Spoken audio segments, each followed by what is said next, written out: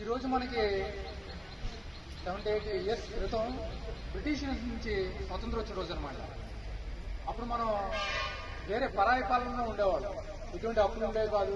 ఇలాగా చదువుకుని ఇలాగా రోడ్ల మీద మనం ఏదైనా ప్రదర్శన చేయాలన్నా ఇలా చేయకపోవడం వాళ్ళు చాలా ప్రెజర్ ఉండేది మన మీద. ఎన్నో అట్రాసిటీస్ జరిగాయి. సో కాబట్టి అన్నీ గుర్తు చేసుకుంటూ మనం ఈ ఇండిపెండెన్స్ జరుపుకుంటాం.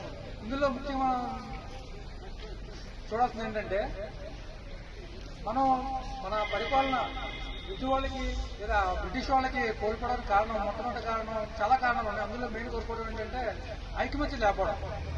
కుల మతాలుగా అప్పుడు మన భారతదేశంలో చిన్న చిన్న రాజస్థాన సంస్థానాలుగా ఉండేవి.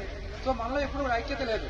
మనం ఐక్యంగా పోరాడి ఉంటే కనుక ఆ రోజు మనం అలా బానిస సంఖ్యలకు వెళ్ళేవాళ్ళం కాదు. ఎన్నో కొన్ని ఇంచుమించు సుమారు 45 బిలియన్ల డాలర్ల సంపద మన దేశం నుంచి బయటకు తీసుకుపోయేవాళ్ళు. మనం దోచుకున్నారనమాట. సో ఇప్పుడు ఏంటంటే ఈ చరిత్ర